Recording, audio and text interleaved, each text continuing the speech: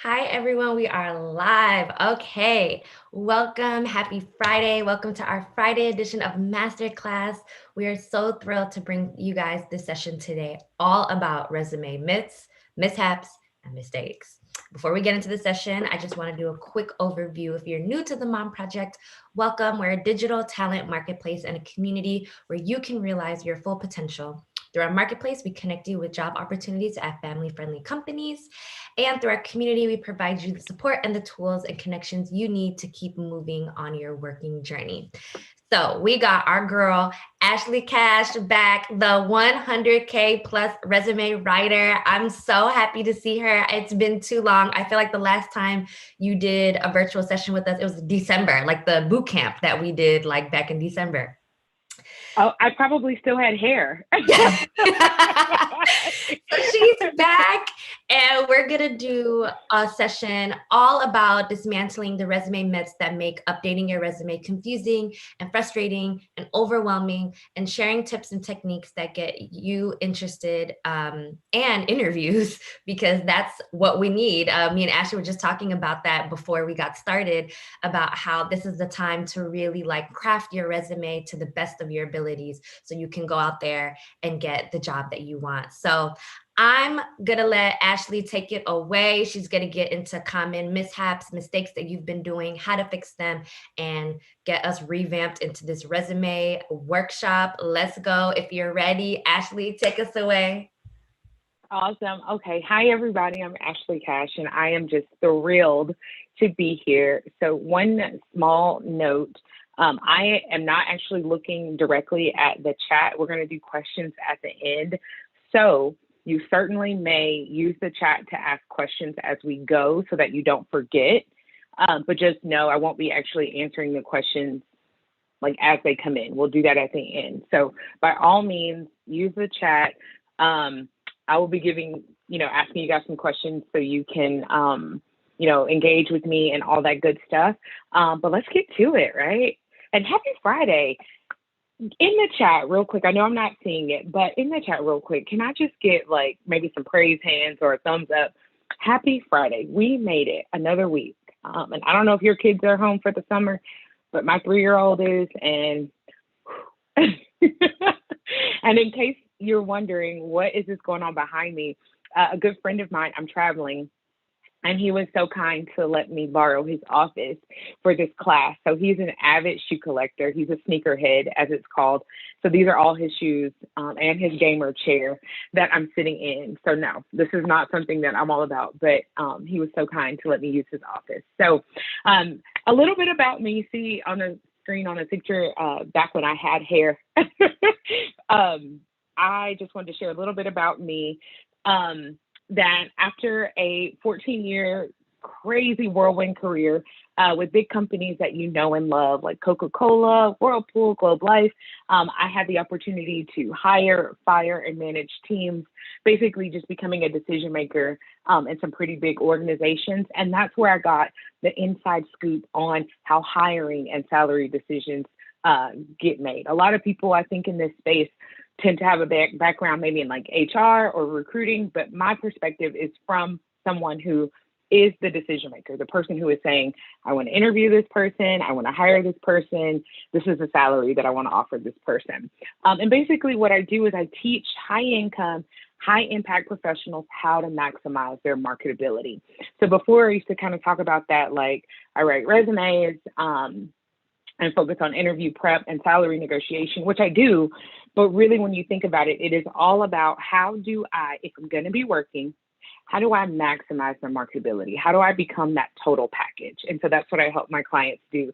And the other thing, as you can see, I partner with organizations to develop professional development training and workshops. So yes, I am one busy mama. And one other thing I wanted to share with you guys is why I do this. In fact, I think the easiest way to share that is through just a quick story, and then we'll get into the resume stuff. But, I often, like when I do interviews and stuff, I get asked, what's one of your favorite client stories? And I want to share that with you. I was working with a client maybe 6 months ago, and she got a new job. We actually fielded 2 offers. And the one that she accepted took her salary from 88K to 125K.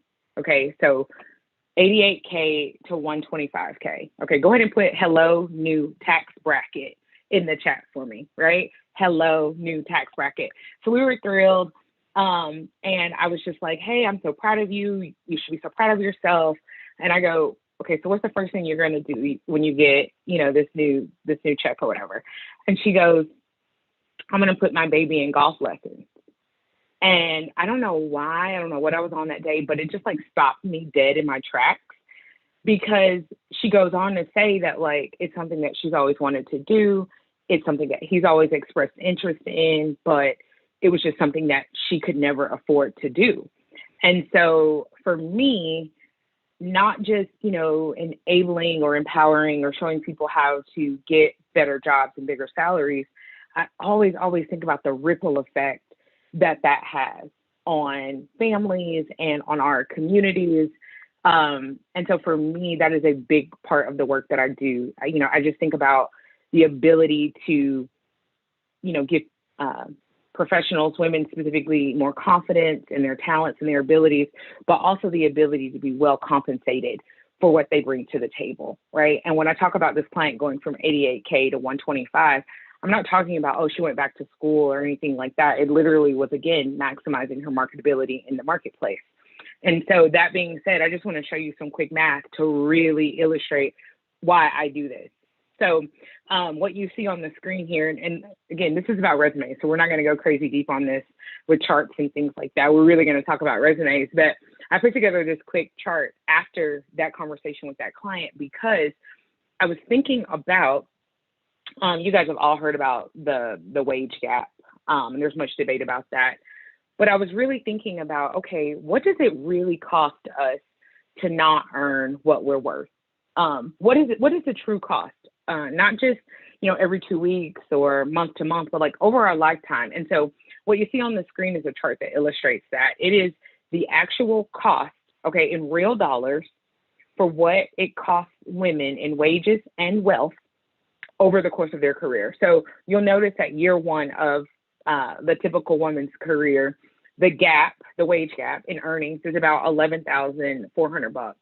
But look how it compounds, right? It is almost this. So this stat is for all women, for women of color and marginalized groups. That stat is actually 1.7 million, $1.7 million in wages and wealth and golf lessons and ballet lessons and college that we lose by not maximizing our marketability because of the wage gap. So that is why I do the work that I do. Now, before we get into the resume piece, I want you to do me a favor, because I'm going to look at these comments after. I want you to put in the chat for me, what would you do with an extra $850 to $1.7 million over the course of your career? What would that do for your family?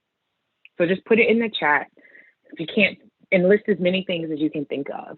That could be, again, golf lessons and ballet lessons in college, caring for aging parents, giving to missions and causes that you care about. So there's a lot at stake here, and that's why I do this work.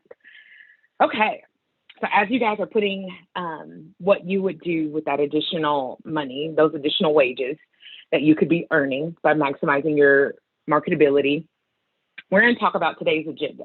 And really, there's only one, right? And it is to debunk the resume myths that are getting you nothing but rejection and frustration, so that you can stop the resume revisions and get some dang interviews already, right? I mean, that's probably not the, most professional way to say that, but at the end of the day, that's how we all feel, right? It's like, geez, I do not want to mess with this resume yet again. Just want to get some interviews so that I can show them what I got and land this job that I know I can kill, but I just need them to call me. So that's what we're going to talk about today. And again, as we go along, feel free to drop your questions in the chat, and we're going to save plenty of time at the end of the hour for questions. Okay. So here's the first myth. My resume should be one page, right? Well, here's the truth. There is no hard rule, or it doesn't. A one-page resume doesn't make you more marketable than a two-page resume, okay? What I want you guys to think about, though, is you do want to keep it to 2 pages max. And a big reason for that is most decision makers are only scanning the resume. Give me a yes in the chat if you've heard the stat that most decision makers spend about 6 seconds or less on a resume. So if you're only getting 6 seconds, there's really no reason to go, beyond 2 pages, right? They're typically literally giving the second page a glance. So what you want to do if you do go over to 2 pages is you really want to put the most important stuff on page one. You really want to kind of, as I say, like blow page one out in terms of the good stuff. And then page two kind of becomes a supplement. The other thing is if you are maybe a creative or maybe in the data space, you can create a website to display maybe things like writing samples, your portfolio, projects. Like I have some clients who are data scientists and they will link their GitHub link and also like their Tableau link so that the reader can click on that and then see a little bit more about their projects. And the other thing is if you're someone who has had a lifelong career, I typically, even with my executive clients, like people that have been working 30 years, typically focus on the last 10 to 15 years of work experience. And if you've had a gap, maybe your gap spanned longer than that, just use what you have. So you'll notice, guys, with a lot of what I'm telling you today, there may be caveats just depending on where you are or what you have going on in your career. So again, that's why I say there's no like end all be all. If you have had a 10-year gap and all of your work experience is, back 10 years, if that's all you got, you have to use what you have. So I don't want anyone to get too caught up in like, oh, she said the last 10 to 15 years, that doesn't fit my, where I'm at. What do I do? No, you use what you got.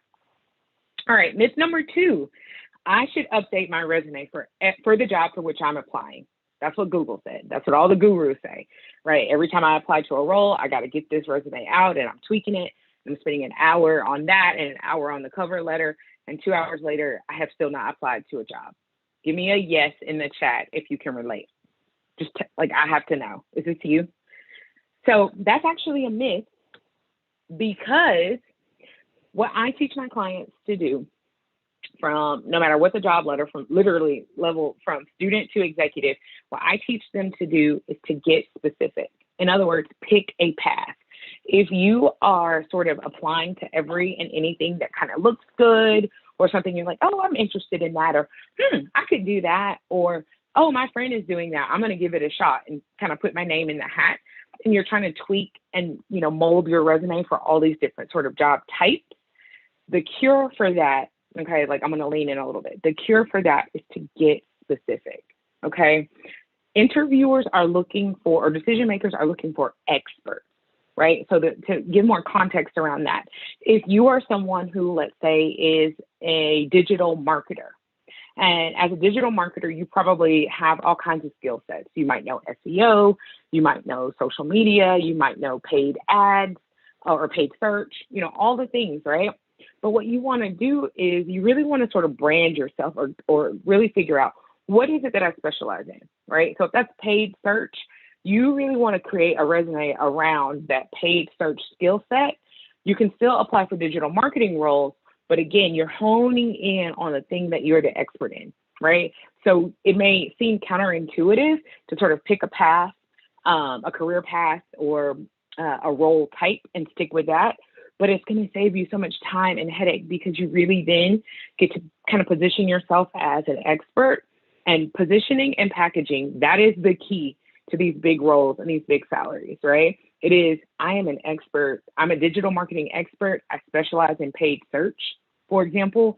And that's what perks up the ears of decision makers. So if you want to spend less time doing resume revisions, getting frustrated, getting nowhere, pick a path and stick to it. And I know a question that's going to come up already, I'm just envisioning this, is can I then have multiple versions of my resume? And the answer to that question is yes. So maybe you're someone who is,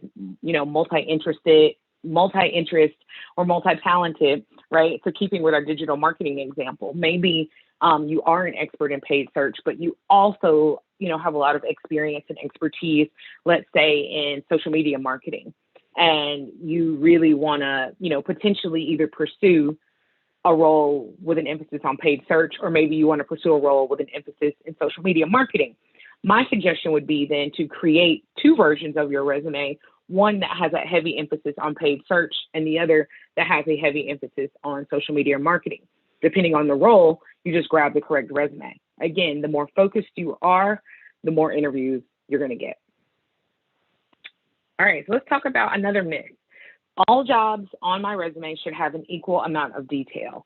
And what I mean by that is, you think about each job and you have bullets or detail or examples below each job.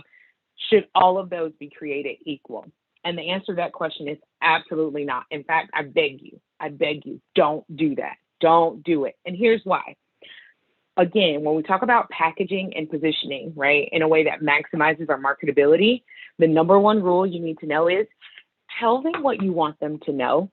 And no, there's nothing, disingenuous or, lacking integrity about that. What I mean is you want to make sure that if you are, again, keeping with our digital marketing example, if you are applying for a role in paid search, right, then you need to be telling them, meaning on your resume, all about your experience, all about your accomplishments, all about your awards and results as it relates to paid search.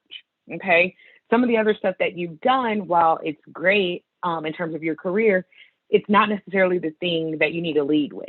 Or better yet, it's not necessarily the thing that the reader, the audience cares about. And let me give you a bigger illustration of that. Just a few minutes ago at the top of the hour, I introduced myself to you guys and I talked to you about some of the organizations I'd been in, being a decision maker in those organizations and the work that my company does and why we do it.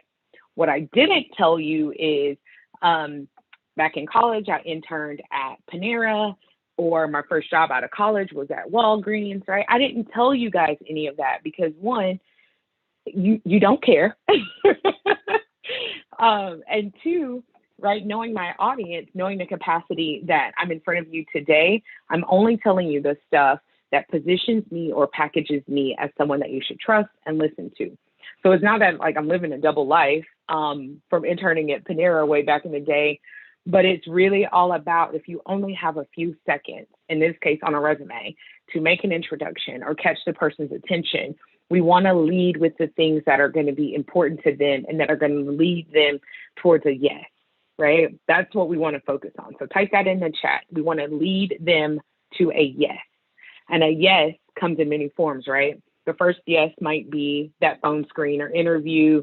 The second yes might be that in-person interview. And then that third yes might be a salary. And then the fourth and final, of course, is a yes to your counter offer. So there are many yeses that we need to get to. And what we don't want to do is overwhelm the audience or the reader with information that they can't do anything with, right? That information that's kind of throwaway in terms of them making their decision.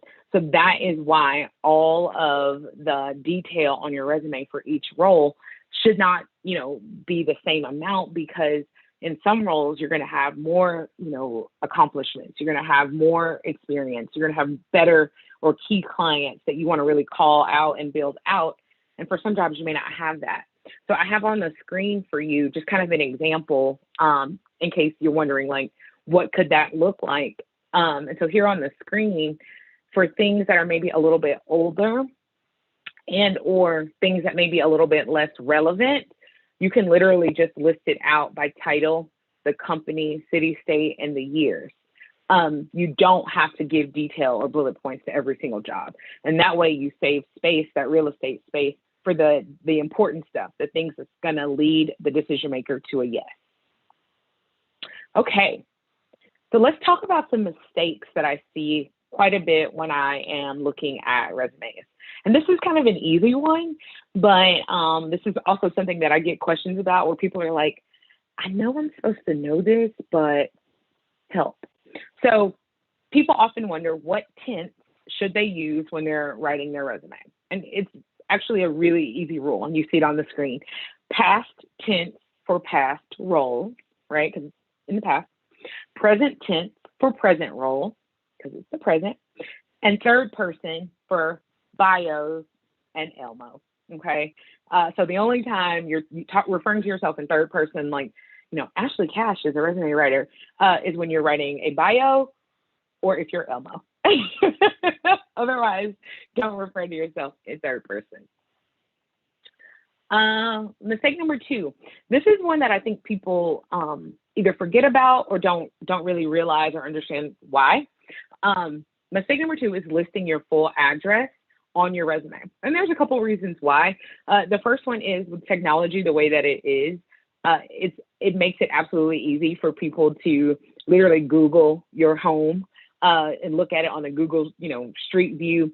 It also allows them to make assumptions about, oh, that commute is too far, or even things like, oh, she lives in a great neighborhood, she must be this, that, and the other. Or maybe she doesn't live in a great neighborhood or part of town, she must be this, that, and the other.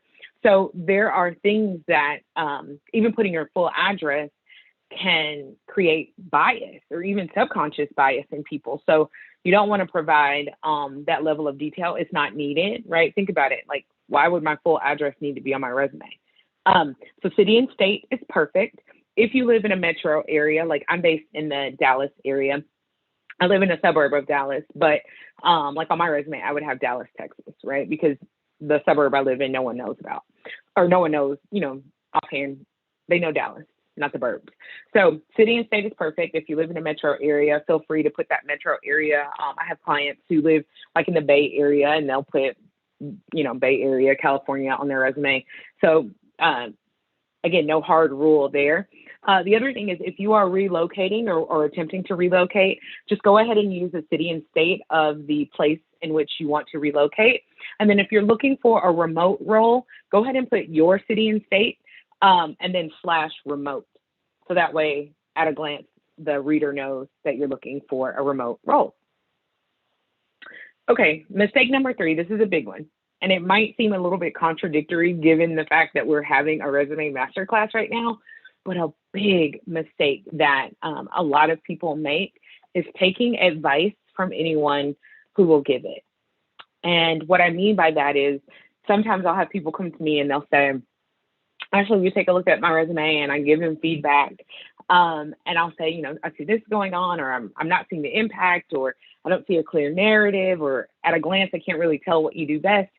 And they're like, well, my sister-in-law's little sister works in HR, and she looked at it and she didn't say that. And I'm like, well, what does she do in HR? And they're like, I think she does benefits. And I'm like, just because someone works in HR does not mean that they are, an expert at resumes. And, no shade to anyone who works in HR. That's not at all what I'm saying. I'm simply saying that with sort of resume feedback, there are a lot of varying schools of thought, a lot of varying opinions.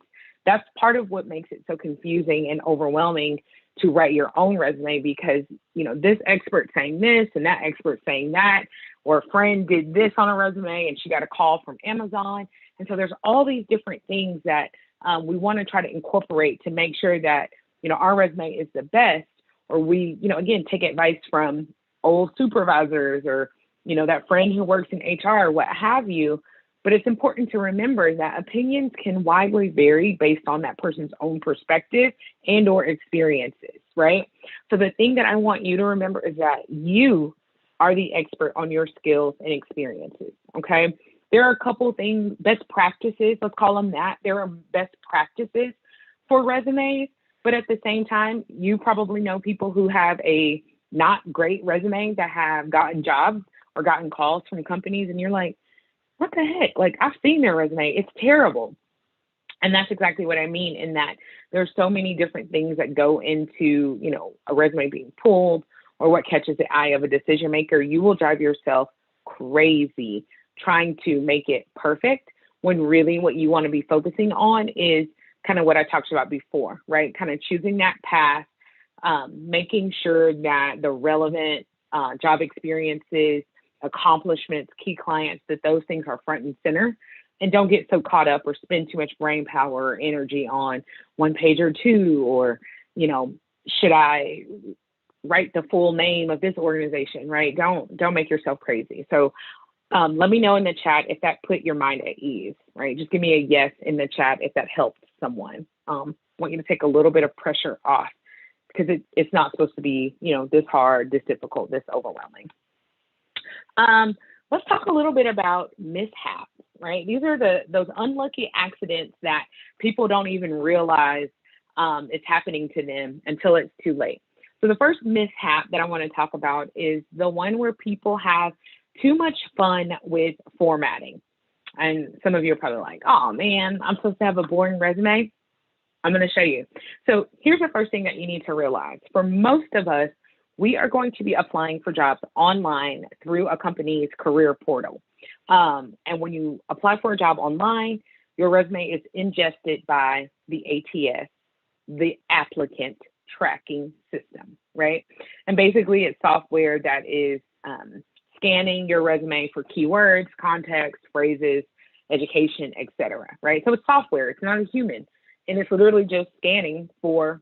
What it does is it stack ranks. So meaning it's like, oh, this is the top candidate. Here's number two, so forth and so on. So it's really assigning your resume a score.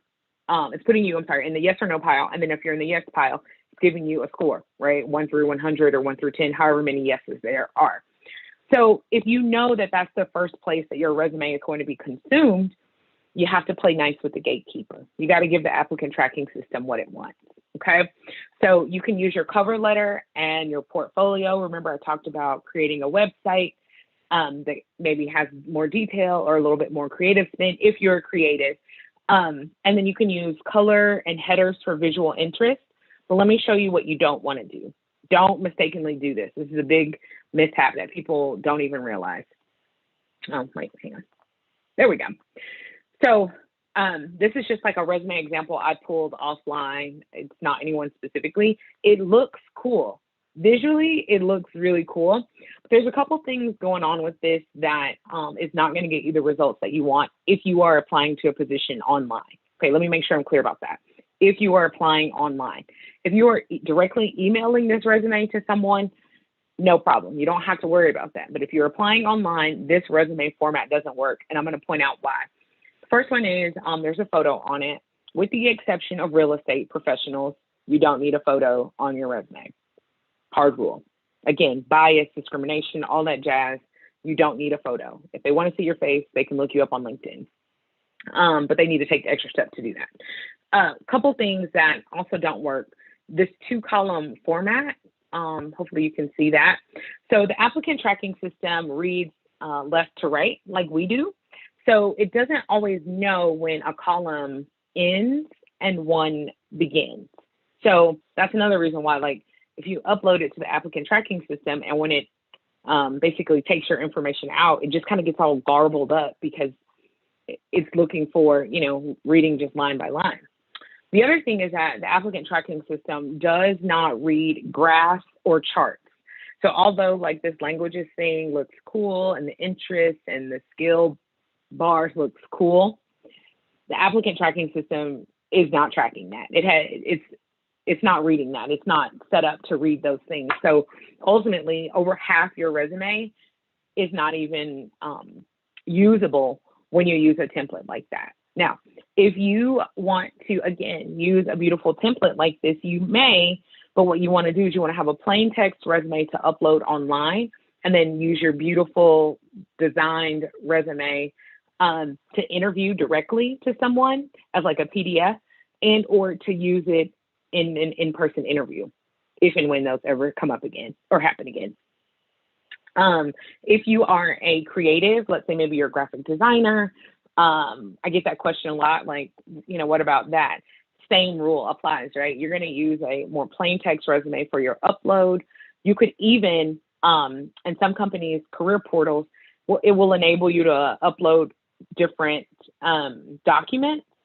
So you could upload your plain text version to apply for the job, and then as supplemental material, you could upload your beautifully designed resume or your portfolio. And again, you always have the option to create a link to a website portfolio or writing samples or something like that. But ultimately, all I'm saying to you is you want to get past the applicant tracking system. So in order to do that, you have to have a format that plays nice with the applicant tracking system, and then you can be beautiful on the back end, if that makes sense.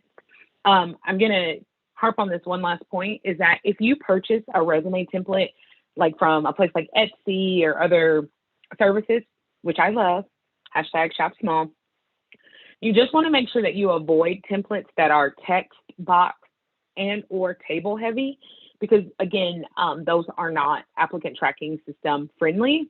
And so really like plain is kind of king when it comes to resumes. So you can see here, this version, although, is not as beautiful, it's got kind of that cool little gold stripe across it to give a little visual interest. That's totally fine. But the layout, it's pretty run of the mill. But it's clean. There's enough white space. As a decision maker, this is an attractive, this is a good looking resume. On the flip side, I'm sure many of you might, like I pulled this one specifically off of Etsy. It's cute, right? Like I love it. But a couple things I want to point out again, right? The formatting of this, a lot of space is being taken up. More than half this first page is being taken up by things that aren't necessarily leading the person to a yes. You've got these graphs here, you've got a picture here, and then literally we don't get, until we get to the bottom half of the page, do we really get the opportunity to talk about skills, experiences, etc. And I'm telling you, you're not winning anybody over with that. You want to let them know, boom, right off the bat, that you've got the skills, experiences, etc. to do the job. So while this is beautiful, it's not as functional as we might hope. So hopefully that helps someone. And if this is a template that you have purchased, again, don't feel like, oh crap, I wasted my money or my time. You can still use it. You just want to make sure that you also have a plain text version as well. That's all I'm saying. Okay, mishap number 2. And I'm sure that there are many of you watching this right now or who will watch the replay that this has happened to, or you're currently trying to figure this out, is the mishap is overemphasizing your career pause in the name of transparency. And I absolutely believe in transparency. I absolutely believe in operating in the fullest level of integrity. But here's something you need to know. You do not have to explain why you took a career pause on your resume or ever. Okay? If you make this big deal about it and you go into this long, drawn out explanation about choosing to stay home to support, a spouse, aging parents, care for and or raise children, health issues, I mean, you name it, right? Whatever that reason is, it's personal. And I know it can feel like when I need a job, I've got kind of a gap or a pause. Hopefully by explaining it, that will earn me some grace with someone. And I'm not saying that that's not true. What I'm saying is less is more. Remember when I talked about leading them to yes? The more detail you give about something personal like that, making a decision to leave the workforce for personal reasons, because at the end of the day, that's what it was, right? No matter what your reason was, it was a personal reason that you don't owe anyone an explanation for. So, I've seen resumes where it's like, took a career pause because of complicated pregnancy or to care for my, mom who had cancer. And while I can appreciate that, that's more detail than what is needed on your resume. So if you're going to list your career pause or sabbatical on your resume, list it exactly how you would a job, right? That says, career pause, 2017 through 2021, right? And you just can leave it there. If you were, let's say, volunteering pretty consistently during that time, or maybe even a student, maybe you were pursuing some certifications or some upskills or reskilling, you can then list that as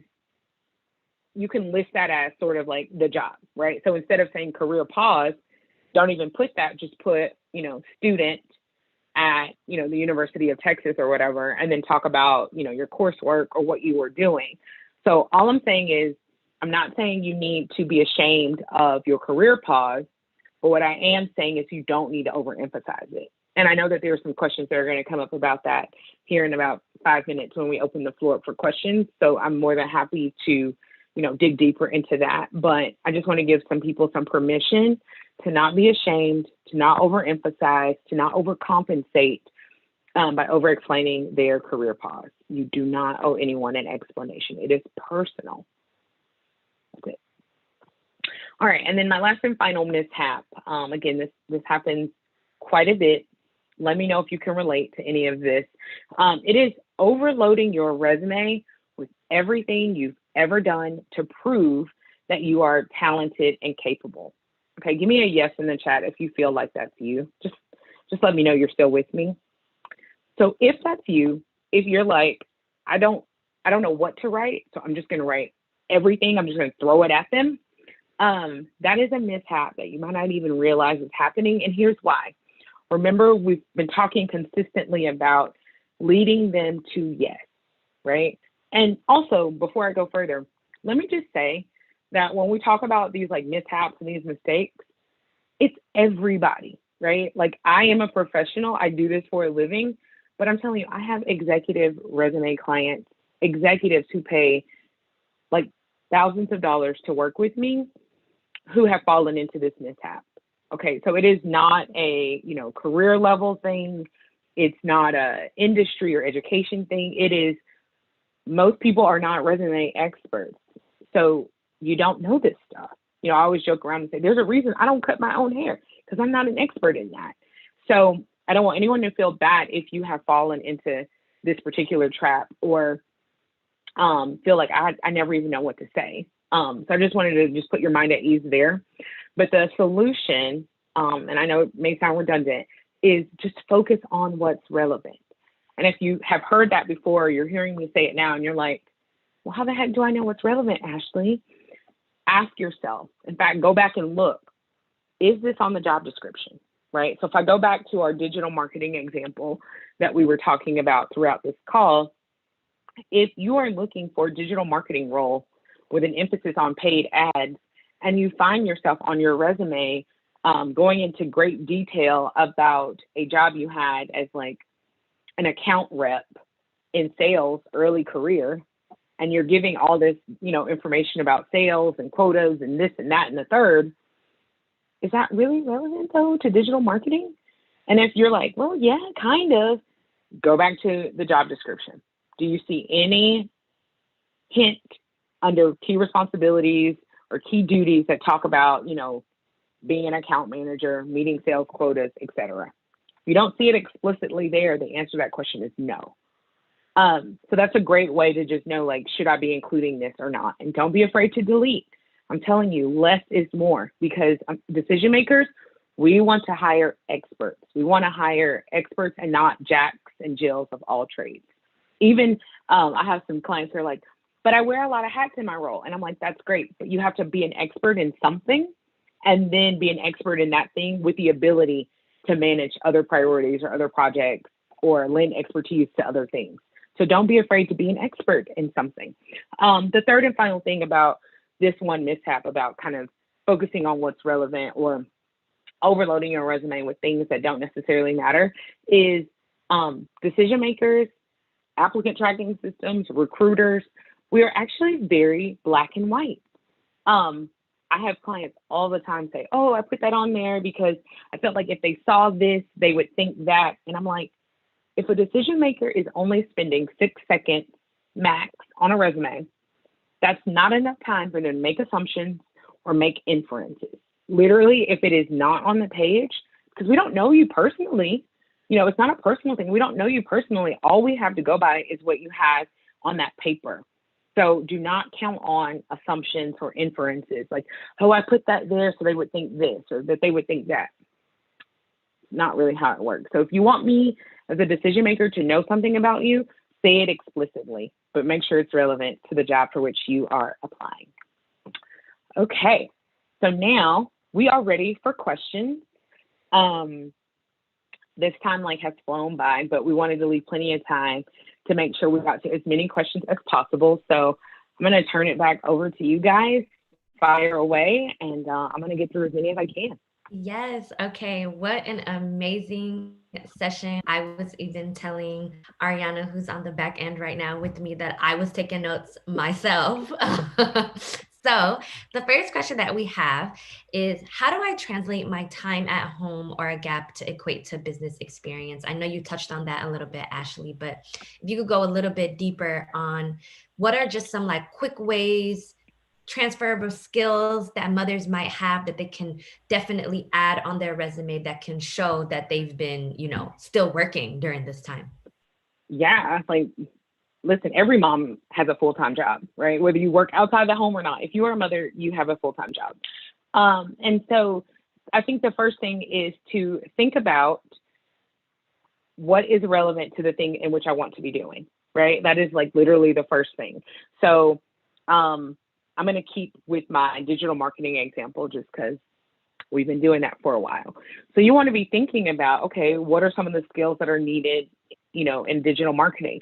So that might be things like communication, right? So if you have, obviously, as a mom, or you're the communications director for your family, where you're communicating with teachers, doctors, making appointments, negotiating with the insurance company, all the things, all the communication, external communications that need to go out of your home to make it continue to run and operate, right? So that's a transferable skill. But before you start trying to just list out everything, think about what, again, is relevant to the thing in which I want to be doing.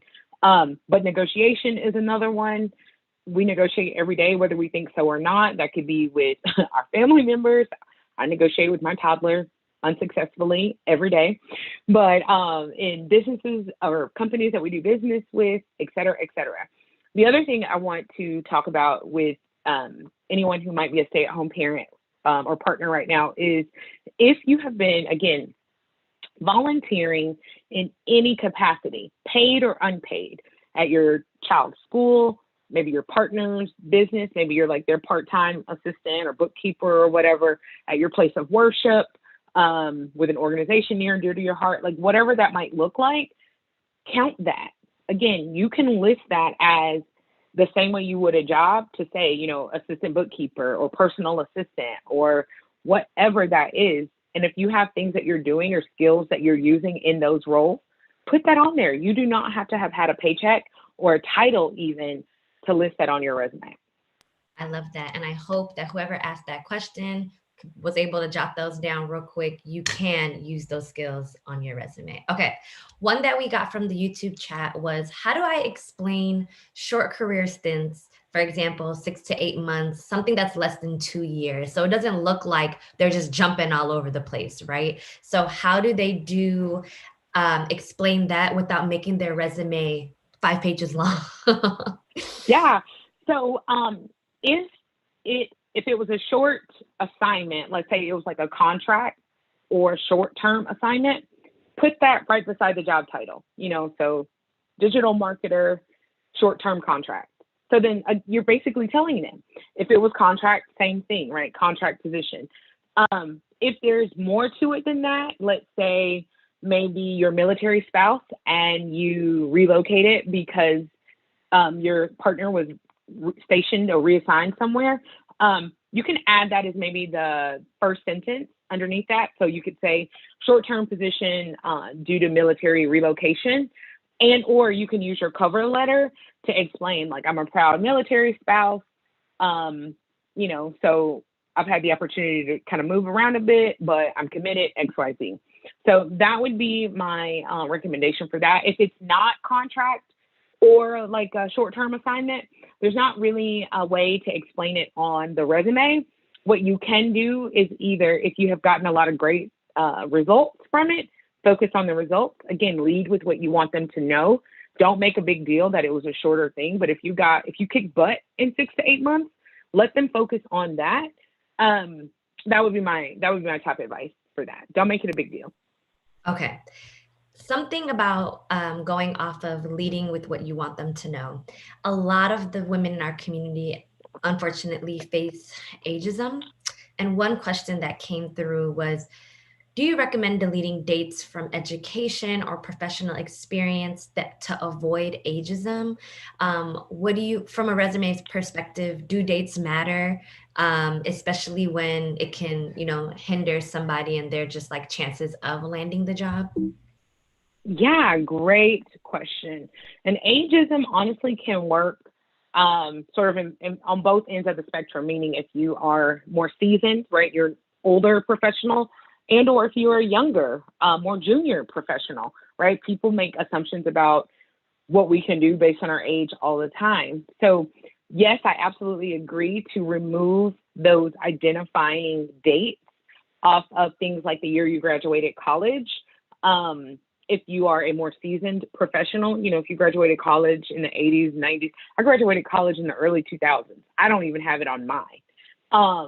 And so, yeah, that is one thing you can do. The other thing is, if you are a more seasoned professional, that's why I recommend going back only the last 10 to 15 years, because again, they can't necessarily tell, like, oh, okay, like you only have experience back from 2011, and you were doing some really cool work, kicking some butt in those roles, and now your resume looks just like, mine in terms of the dates.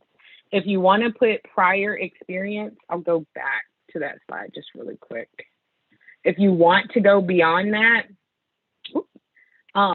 here's kind of the way you do it. But again, I just don't recommend, like, I was working with an executive client and she had roles from like 1985 on there. And I was like, we got to get this off. Like, we got to get this off because people are putting you in a box based on that. That is unfair, but we are human. So probably the best rule of thumb is just focus on that last 10 to 15 years and then any other identifying dates. You do want to keep your dates on the 10 to 15 years of experience you do have listed, because the ATS is actually looking at years of experience, if that makes sense.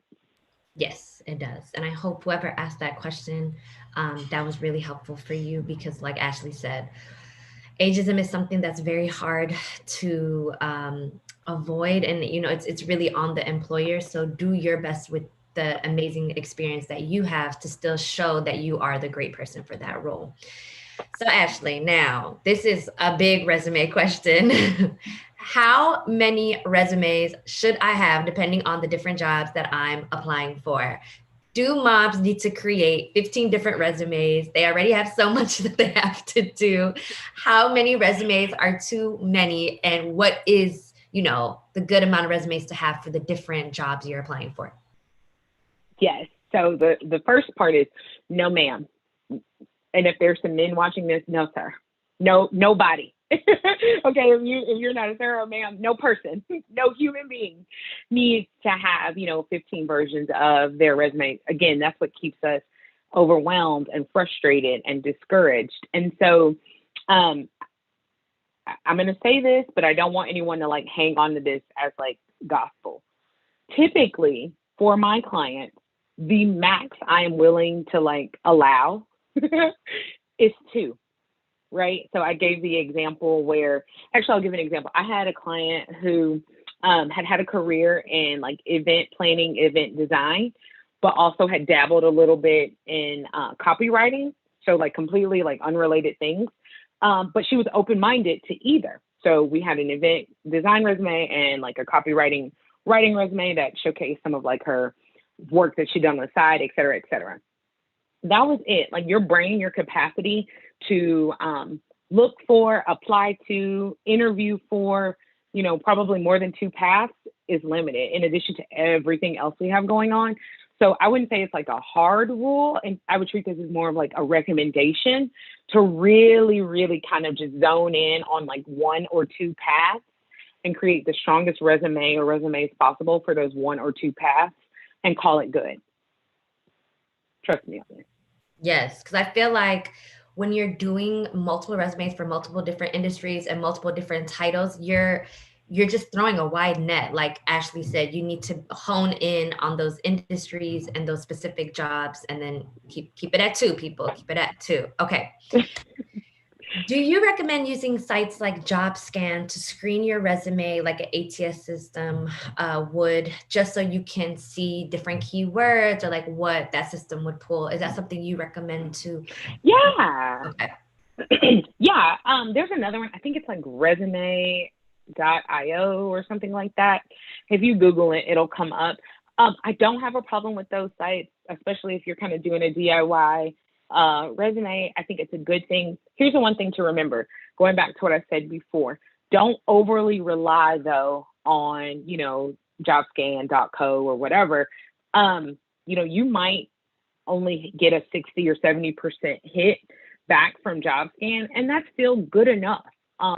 Don't be discouraged if you're like, man, I can't get this thing above, 70 or 80% or whatever that looks like. Remember, you're the expert on your experience. So don't let all these outside factors discourage you. What I would do is I would write my resume, I would do my job scan. If I felt like I needed to tweak it a little bit or whatever, I would, and then I would apply with it. I wouldn't keep going round and round and round on revisions and spending hours and hours and hours like trying to get job scan to move up to 80 or 90 because we don't know what the algorithm on the back end of that tool is. So spending time trying to like beat, get a top score on job scan may not be as fruitful as making some tweaks, saying a prayer, and just hitting submit. Making some tweaks, saying a prayer, and hit submit. That should be like a tagline. Okay, one other question that came through was, what's the most critical things that should be mentioned in your resume overview? Because sometimes a lot of recruiters really do read those first couple of sentences of the about me or tell me about yourself. We call it the why me statement here at the Mom Project. So what is the most critical thing that should be mentioned in that overview? I know you kind of went over that in the mistakes part, but what should they be adding in there and what should absolutely not be in the resume overview? Yeah, so I actually use a little formula for this. The first thing is, again, lead with what you want to be known for. So I always start with using our digital marketing example. Usually the first sentence of my resume is that, right? So digital marketer. So that means, boom, the first thing they see, Ashley's a digital marketer. Okay, let me keep reading. The second thing is I always try to include something like what I'm an expert in or what I specialize in or what I have advanced or extensive expertise in, right? So digital marketer with extensive experience in paid search and social media marketing, right? Hey, listen, somebody that can be your whole summary right there. Boom, you can take that home. That's free. But my point is you're literally leading with the thing that is most important. It's that thing that's going to lead them to yes. So again, to recap, it's always kind of that title or the industry, the thing in which you are the expert. And then as you continue to write, you can also talk about either things with like experience with top clients, like, so I like to name drop, and or you can talk about, being knowledgeable of like technology. So depending on your industry. So if you're in data, R, Python, SQL. If you're creative, things like Adobe. If you're, maybe Java or HTML, like go ahead and start dropping those things that make you an expert or really strong in your area. If you're a social media marketer, Facebook, Twitter, Instagram analytics, whatever that looks like. But to your point, that why me statement is really all about, let me give you all the goods about what I can do so that you keep reading, right? It is literally that path to yes. Great question. Love that. Okay. One that even myself is kind of like, ooh, this is a good question. Is it better to upload a PDF, doc, or like, is it the inputting of the information like individually in like those boxes that the job site gives you? Like, what do you think is like the best? I feel like PDF is like very super clean, but you're the resume expert, so you let us know. I'm with you. Listen, survey says the PDF, and the reason why is because it does hold all of your formatting. The ATS can read it without issue. The only reason that you might input it, actually, there's no reason I recommend for you to input it all yourself.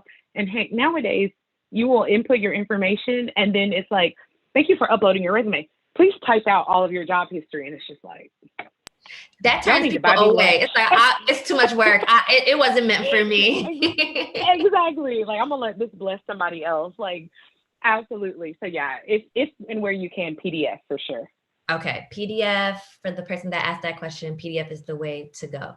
Okay, so we are coming up on 5 minutes left. Is there any tidbit, gem, one thing that you want our community to, I mean, there are so many questions in here, but of course, you can always reach out to Ashley. Her information is right there on the screen. You'll always be able to look back at this live because it'll live on our YouTube page. But what is one gem that you want to leave with our community today, just about myths and mishaps and just overcoming that so then that our community is equipped to create their most stellar resume for the job search from now until beyond? Yeah, I think it's trust yourself. Um, you know what you've done, you know what you can do, you know the skills that you have. And I just want you to take a little bit of pressure off. I mean, don't get me wrong, I live in the real world, so it's not like, oh, I can just say that. Um, I understand you need a job, you're ready to upskill and make as much money as you can in terms of your career, but take some pressure off. And when you do that, I think the writing will come. Um, it will not, you won't feel so overwhelmed and frustrated and frantic about having a perfect resume if you just trust I can put what I know on paper and it will get me results. All you got to do.